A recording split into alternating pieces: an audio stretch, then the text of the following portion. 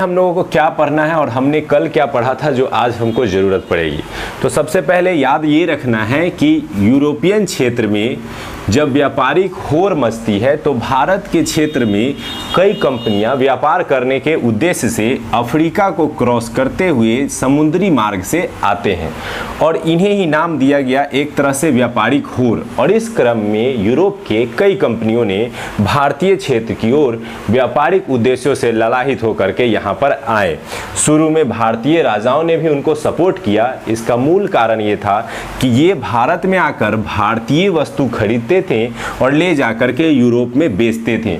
इससे कई गुना मुनाफा होता था। जैसा कि हम लोगों ने वीडियो में पढ़ा था कि वास्को डी गामा ने ऐसा किया था तो उसे 60 गुना मुनाफा का सामना करना पड़ा था।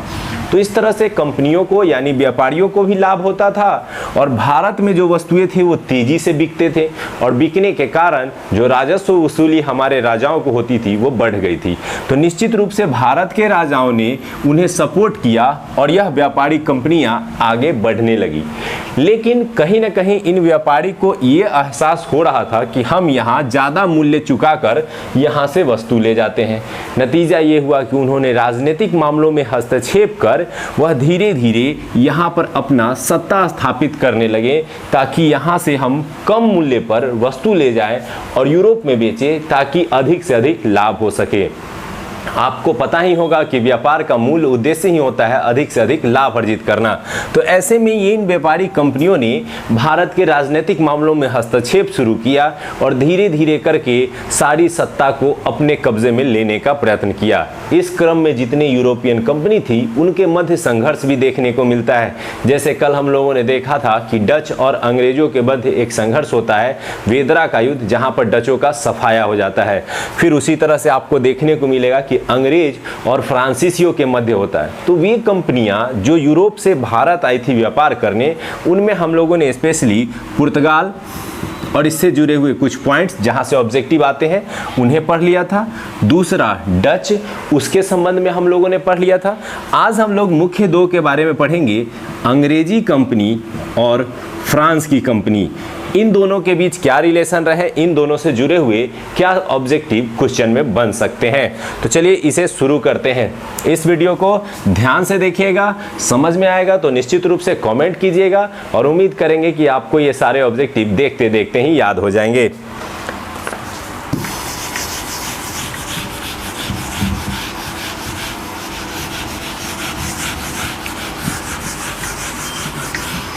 आते हैं सबसे पहले अंग्रेजी कंपनी की ओर। अंग्रेजी कंपनी की ओर सबसे एक प्रमुख पॉइंट में हम लोग देखेंगे कि 31 दिसंबर, डेट याद रखिएगा दोस्तों, 1600 ईस्वी को अंग्रेजों द्वारा, खास करके अंग्रेज की महारानी थी उस समय एलिजाबेथ प्रथम, नाम याद रखेंगे आप लोग, एलिजाबेथ प्रथम द्वारा जो है एक कंपनी की स्थापना की गई जिसका मूल उद्देश्य था पूर्वी भाग में जाकर व्यापार करना और पूर्वी भाग अर्थात भारतीय क्षेत्र में व्यापार करना। हालांकि इस समय इस कंपनी का नाम ईस्ट इंडिया कंपनी नहीं हुआ करता था। कंपनी का नाम 1833 के एक्ट के तहत ईस्ट इंडिया कंपनी रखा गया था। हालांकि इससे पहले भी ये व्यापार करने भारत में आते थे तो पूर्वी भारत या पूर्वी क्षेत्र के लिए ही यह व्यापारिक कंपनी बनाई गई थी। इस व्यापारिक कंपनी को भारत के क्षेत्र में आकर व्यापार करने का आदेश जारी 1600 ईस्वी में हुआ और जारी किसने किया? महारानी एलिजाबेथ प्रथम ने। ये दोनों ऑब्जेक्टिव बन जाते हैं। अब जिस समय यहाँ कंपनी की स्थापना हो रही है, भारत में क्या स्थिति है? तो भारत में मुगल वंश का शासन चल रहा था और सत्ता पर काबिज थे अकबर महान, जिसे अकबर महान के रूप में आपने पढ़ा भी होगा। तो एक क्वेश्चन तो यहीं से बनता है कि जिस समय कंपनी की स्थापना हुई थी उस समय भारत के शासक कौन थे? तो भारत के शासक थे अर्थात मुगल वंश के शासक थे अकबर। लेकिन जब ये कंपनी आना शुरू करती है और भारत में व्यापार जमाना शुरू करती है तो इसका आकार बदल जाता है। तो प्रारंभ में जब ये कंपनी स्थापित हुई और उसे भारत में व्यापार करने के लिए 15 वर्षों का फरमान दिया गया, यानी वह अवधि जिस अवधि तक वो जाकर के व्यापार कर सकते थे। फिर धीरे धीरे कंपनी की अवधि को बढ़ाया जाता रहा और वे व्यापार काल बढ़ता रहा। तो पहला ऑब्जेक्टिव हमने देखा कि कंपनी की स्थापना के समय भारत में शासक कौन थे। फिर क्या होता है कि 1603 में महारानी एलिजाबेथ की मृत्यु हो जाती है और एलिजाबेथ की मृत्यु के बाद जो शासक बनते हैं ब्रिटेन में, उनका नाम था जेम्स प्रथम। अब जेम्स प्रथम इस कंपनी को आगे बढ़ाने का टारगेट लेते हैं और इस कंपनी को आगे बढ़ाने के लिए उनका पहला प्रयास क्या रहता है, तो वो अपने एक दूत को भेजते हैं भारत, और उस दूत का नाम आपने सुना होगा, कैप्टन हॉकिंस। कैप्टन हॉकिंस 1608 में मुगल वंश के दरबार में पहुंचता है और चूंकि इन्हें अभी तक पता था कि अकबर ही वहां के शासक है, तो वो अकबर के नाम से ही ये अपना फरमान लेकर के पहुंचते हैं दरबार में। तो क्वेश्चन एक आता है कि कैप्टन हॉकिंस किसका फरमान लेकर के पहुंचे थे, तो जेम्स प्रथम की ओर से आए थे और अकबर के नाम से संदेशा लेके आए थे। लेकिन चूंकि 1605 में और अकबर की मृत्यु हो जाने के कारण यहाँ के शासक चेंज हो गए थे, जिसका नाम था जहांगीर।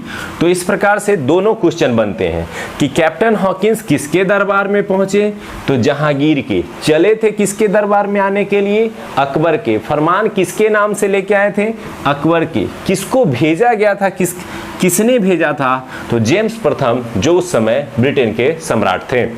तो इस तरह से ये एक पूरी सिलसिला चल पड़ी थी। और फिर कल के वीडियो में आपने देखा होगा कि 1608 वह ईस्वी जब फरमान के तहत सूरत में फैक्ट्री बनाने का जो एक जहांगीर के द्वारा आदेश जो है वो जारी कर दिया जाता है और 1608 में पहली फैक्ट्री सूरत में बनाने का कार्य शुरू हो जाता है। लेकिन इसके पूरा होने से पहले ही 1611 में पहली फैक्ट्री तैयार हो जाती है, जो है मसूलीपट्टनम की। ये मैंने कल बताया है आपको। फिर 1613 में यही सूरत की फैक्ट्री जा करके बन करके तैयार होती है। तो हालांकि पहला सूरत फैक्ट्री जो है वो पहला यही था और तैयार होने वाला पहला फैक्ट्री था मसूलीपट्टनम। इस तरह से ये कंपनी का भारत में आकर के स्थिर होने का चरण रहा। और दो आपको याद रखने हैं ये दूत के संबंध में जो मुख्य रूप से इंपॉर्टेंट है शुरुआती दौर के। एक आते हैं कैप्टन हॉकिंस 1608 में, यह भी आते हैं जहांगीर के दरबार में, और एक आपको याद रखना है सर टॉमस रो। ये सर टॉमस रो आते हैं 1615 ईस्वी में, ये भी आते हैं जहांगीर के दरबार में। ये दोनों कंपनी के संबंध में कुछ विशेष रियायत लेने आते हैं। अगर आप ये सोच रहे होंगे कि ये दूत क्या होते हैं, तो दूत वास्तव में होते थे कि एक देश से दूसरे देश में संबंधों को आगे बढ़ाने के उद्देश्य से भेजे जाते थे और वो जा कर के वहाँ पर जो है अपने देश की स्थितियों के अनुसार और कंपनी की स्थितियों के अनुसार बातें रखते थे और वहाँ से सुविधाएं प्राप्त करते थे। आज भी इस तरह की व्यवस्था चलती है और आप सुनते ही होंगे कि राजदूत वगैरह एक देश से दूसरे देश में भेजी जाती हैं। तो लगभग सिमिलर पैटर्न उस समय था। तो ये दूत वहाँ से ब्रिटेन से आते हैं, जहांगीर के दरबार में जाते हैं कैप्टन हॉकिंस और टॉमस रो। दोनों का डेट याद रखेंगे, कैप्टन हॉकिंस जाते हैं 1608 में और टॉमस रो जाते हैं 1615 में। और इन दोनों के द्वारा कई रियायतें वहां प्राप्त की जाती है और इस प्रकार से ब्रिटेन की स्थिति भारत में मजबूत होनी शुरू हो जाती है। अब आते हैं कुछ आगे की ओर बढ़ते हैं हम लोग।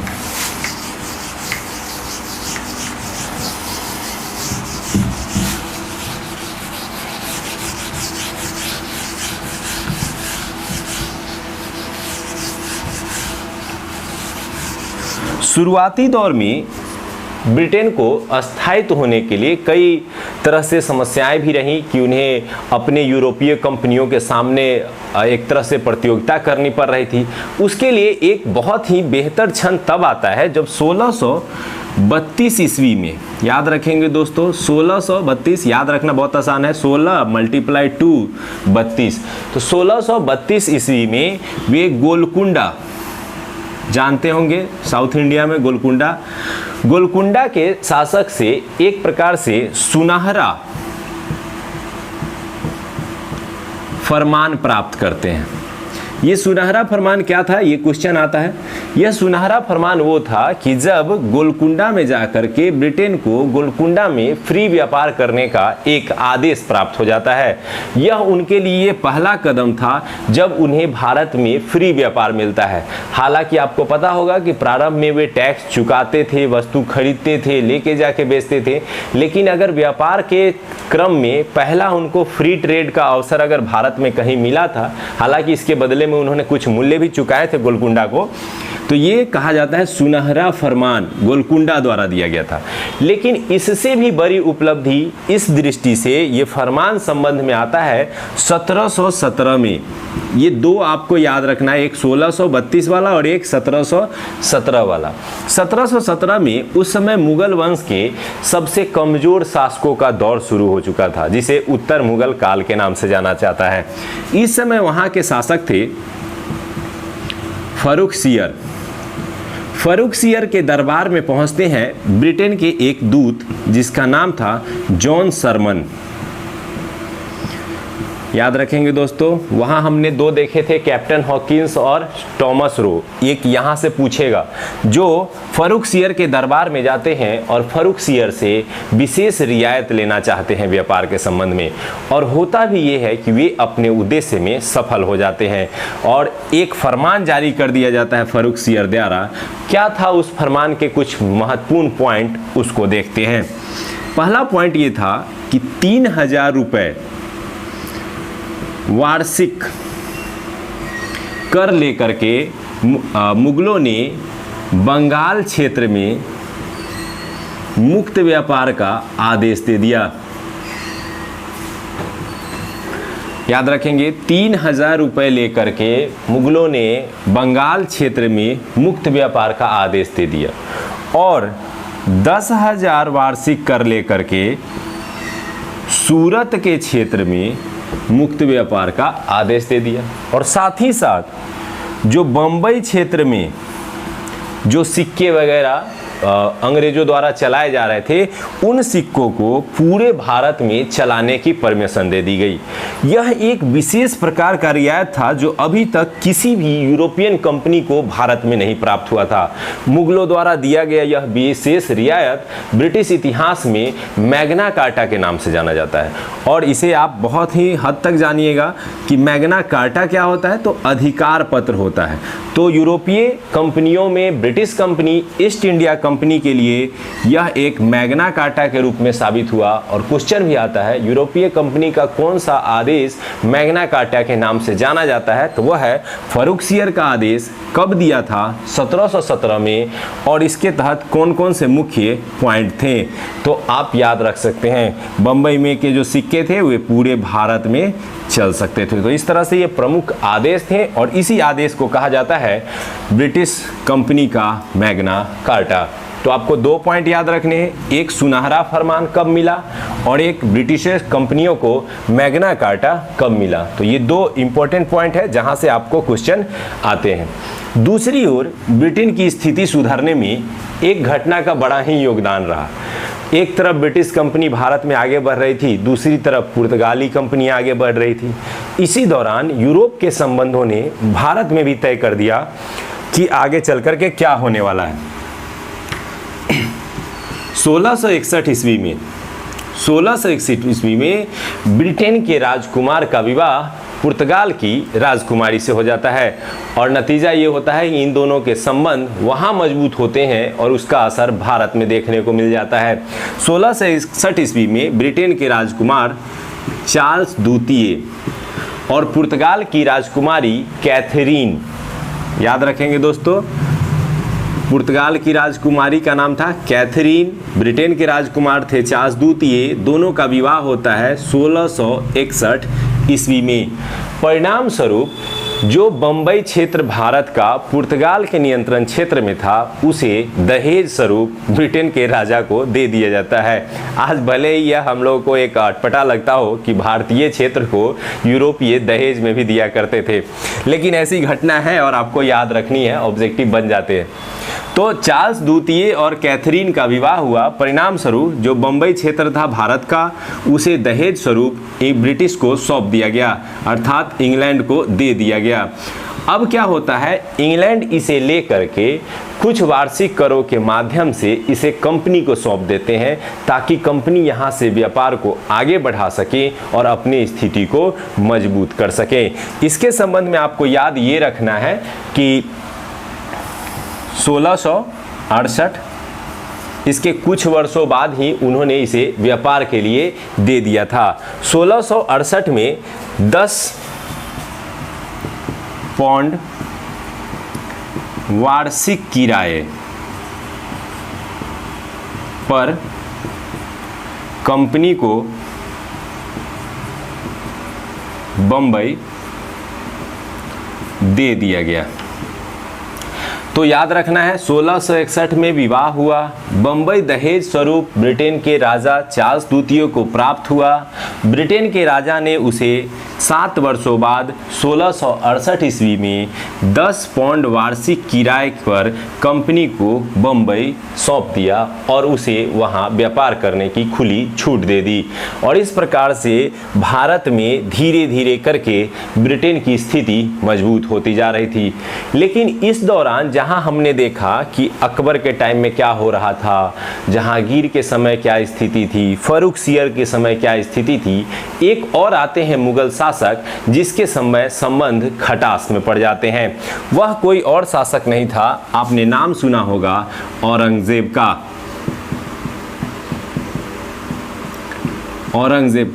औरंगजेब के समय क्या होता है दोस्तों, औरंगजेब के समय ब्रिटिश हुगली नदी क्षेत्र में अपना प्रभाव बना रहे थे। साथ ही साथ जो समुद्री तट पश्चिमी भारत का था, बंबई आदि क्षेत्रों में, वहां मुगलों के जहाज पर नियंत्रण स्थापित करने लगे थे।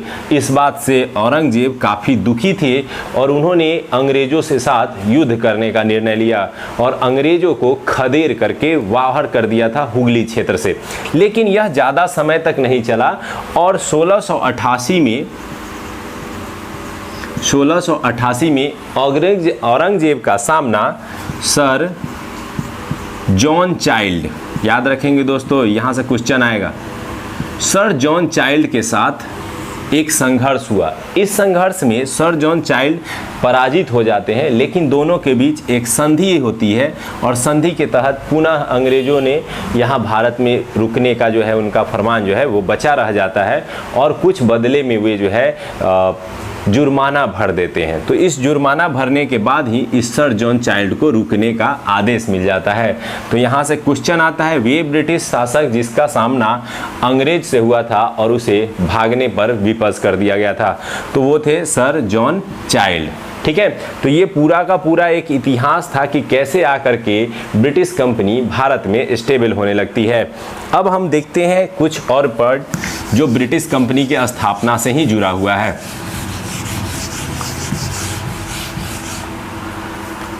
अगर ये देखें दक्षिण भारत का मैप है, तो इस दक्षिण भारत के मैप के क्षेत्र में ये मद्रास क्षेत्र था जहां पर ब्रिटिश का नियंत्रण स्थापित हो चुका था। ये बंगाल के कलकत्ता क्षेत्र था जहां पर ब्रिटिश का नियंत्रण स्थापित था। ये बम्बई क्षेत्र था जो दहेज में उन्हें प्राप्त हुआ था और ये स्थापना का केंद्र बन चुका था। तो ये ऐसे प्रमुख क्षेत्र थे जिन्हें बाद में अंग्रेजों ने अपने प्रेसिडेंसी के रूप में विकसित किया। और आप पढ़े होंगे कि भारत में 3 प्रेसिडेंसी थे ब्रिटेन के, कलकत्ता प्रेसिडेंसी, मद्रास प्रेसिडेंसी और बम्बई प्रेसिडेंसी। इन कुछ जगहों पर उन्होंने कुछ किले बनवाए जिनके वे नाम देते हैं और कई बार उससे जुड़ा हुआ क्वेश्चन भी पूछ लिया जाता है। इसमें याद आपको ये रखना है कि कलकत्ता प्रेसिडेंसी प्रथम प्रेसिडेंसी था और इसके जो हेड बनाए गए थे वह आयर बनाए गए थे। आयर को बनाया गया था कलकत्ता प्रेसिडेंसी का हेड। चलिए याद करते हैं इस चार्ट को, जिसमें है कुछ फोर्ट जो किले बनाए गए थे वहाँ पे, और वो किले कहाँ बनाए गए थे, इससे क्वेश्चन पूछता है। फोर्ट सेंट जॉर्ज, याद रखेंगे दोस्तों, फोर्ट सेंट जॉर्ज जो किला था वो बनाया गया था मद्रास में। फोर्ट विलियम बनाया गया था कलकत्ता में, और एक है और फोर्ट लुई जो बनाया गया था पांडिचेरी में, जिसे अभी पुदुचेरी के नाम से भी जाना जाता है। तो 3 ही याद रखना है किले, स्पेशली जो अंग्रेजों द्वारा बनाए गए थे, किलेबंदी की गई थी अपने क्षेत्र की, उसी को नाम दिया गया है। फोर्ट सेंट जॉर्ज मद्रास में, फोर्ट विलियम कलकत्ता में और फोर्ट लुई जो है वो पांडिचेरी में। तो इस प्रकार भारत में बढ़ते क्रम में उन्होंने अपनी स्थिति को मजबूत बना लिया।